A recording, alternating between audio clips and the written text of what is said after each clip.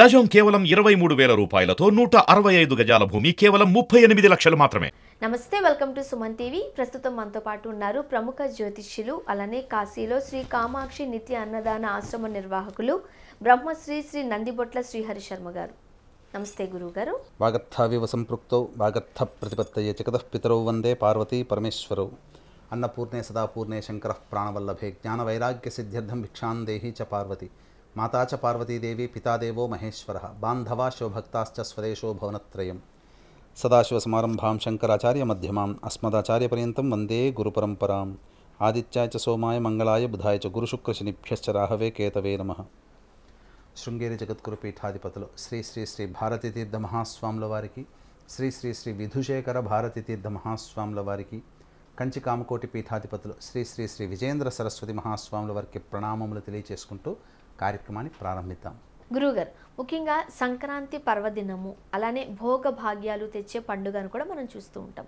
మరి నిజంగానే మన కుటుంబాల్లో కావచ్చు, మన జీవితాలలో కావచ్చు, ఈ భోగ భాగ్యాలు రావాలి అన్నా, లేదు అంటే మనిషి ఏదైతే ఒక సంకల్పం చేసుకుంటారో అది నెరవేరాలి అన్నా ఏం చేయాలంటారు? ఎటువంటి దానం చేస్తే మంచిది అంటారు? భోగభాగ్యాలని సిరి సంపదల్ని ఇచ్చే పండుగలలో ప్రధానమైనటువంటి పండుగ సంక్రాంతి పండుగ.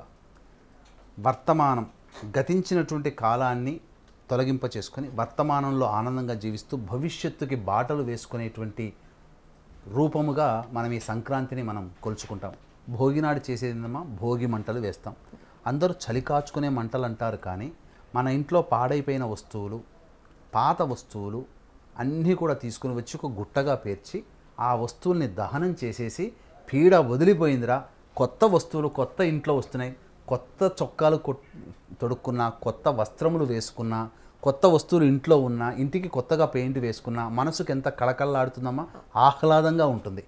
అలాగే కొత్త జీవితాన్ని మన జీవితంలో రావాలి, సిరి సంపదలు ఇప్పటి వరకు మనం పడిన కష్టాలన్నీ పోవాలి అనంటే కొన్ని పుణ్య కార్యక్రమాలు వీక్షించేటువంటి సుమన్ టీవీ ప్రేక్షకులు చేయక తప్పదు. మన పూర్వకాలంలో ధర్మాన్ని ఆచరించారు, దాన ధర్మాది కార్యక్రమాలు చేశారు. అందుకే దానం కొద్ది బిడ్డ, పుణ్యం కొద్ది పురుషుడు అని చెప్పి అనే కార్యక్రమం. అందుకనే దానము చేయాలి. మనుష్యులు కొన్ని పర్వదినాల్లో దానం చేయాలి. అన్నిటికంటే ముఖ్యముగా ఈ మకర సంక్రమణం చాలా గొప్పదైనటువంటి విశేషం అమ్మ. ఎందుకు అనంటే దక్షిణాయనం అంతా దేవతలకి రాత్రి, ఉత్తరాయణం అంతా దేవతలకి పగలు. దేవతలు మేల్కొంటారు, స్వర్గద్వారాలు అప్పుడే తెరుచుకుంటాయి. దక్షిణాయనంలో ఎంతమంది చనిపోయినా వాళ్ళకి కర్మని బట్టి మోక్షం రావాలి అనంటే స్వర్గద్వారం తలుపుల దగ్గర ఉత్తరాయణం పుణ్యకాలం ఎప్పుడు వస్తుందో అని ఎదురు చూస్తారట. ఆ వచ్చినప్పుడే ఆ దక్షిణాయనంలో చనిపోయిన వాళ్ళ ఆత్మలన్నీ స్వర్గానికి చేరుకుంటాయి. అంతేకాకుండా మనకు జ్యోతిష్య శాస్త్ర ప్రకారం చూసుకున్న రవి శని ఇంటికి వస్తాడు. రవి శనులు ఎవరమ్మా? రవి తండ్రి, కొడుకు శని.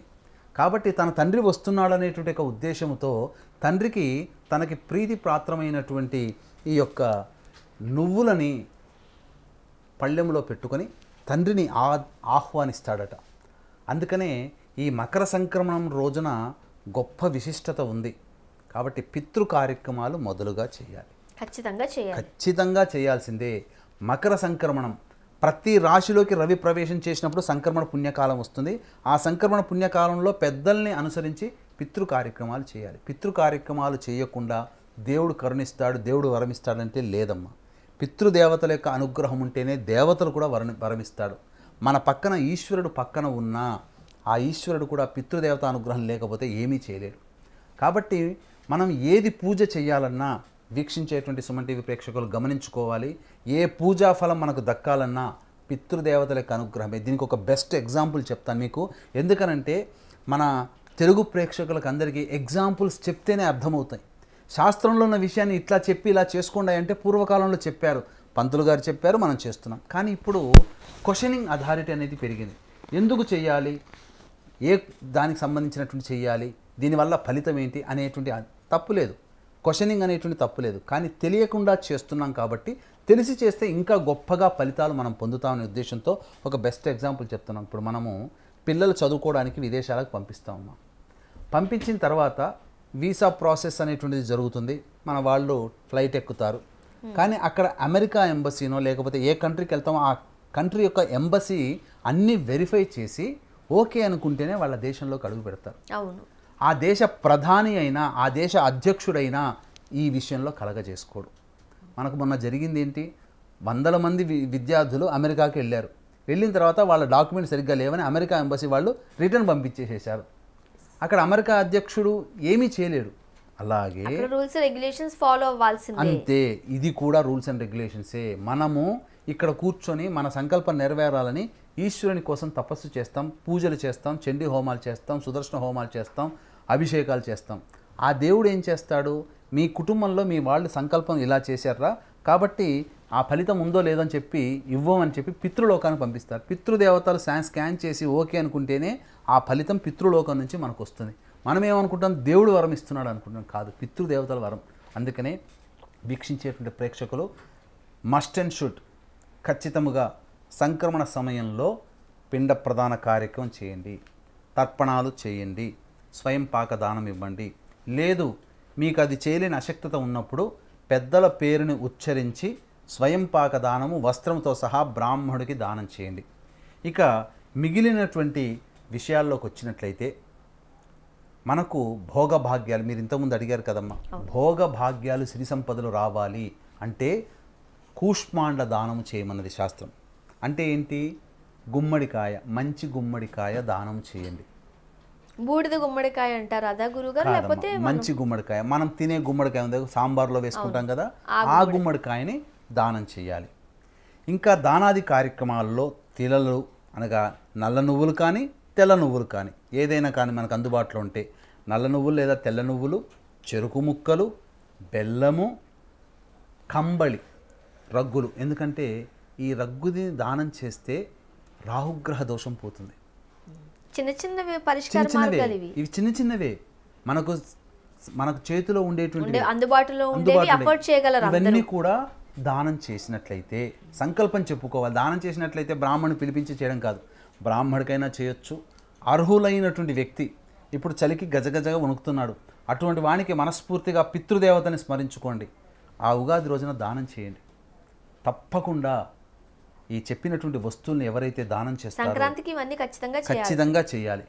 అంతేకాకుండా మనకు గ్రహశాస్త్ర రీత్యా, జ్యోతిష శాస్త్రరీత్యా రవిచంద్రుల యొక్క అనుగ్రహం కావాలి. రవి మనం చేసే పనులలో విజయానికైతే, చంద్రుడు మనం తీసుకునే నిర్ణయాలు మనస్సుకి కారకుడు. కాబట్టి శివకేశవులకి భేదము లేదు కదా, మన శాస్త్రం చెప్పబడుతుంది. శివాయ విష్ణురూపాయ శివరూపాయ విష్ణువే, శివుడే విష్ణువు, విష్ణువే శివుడు. కాబట్టి మకర సంక్రమణం రోజున ఇంకొక పరిహారం కూడా తెలియజేస్తానమ్మా. చక్కగా సంకల్పం చేసుకొని ఆ సంకల్పం రీత్యా అనగా పొద్దునే స్నానం ఆచరించిన తరువాత కాలకృత్యాదులు, స్నానాది కార్యక్రమాలు, తైలాభ్యంగన స్నానం చేయాలి. ఒంటికి నువ్వుల నూనె రాసుకొని స్నానం ఆచరించమన్నది శాస్త్రం.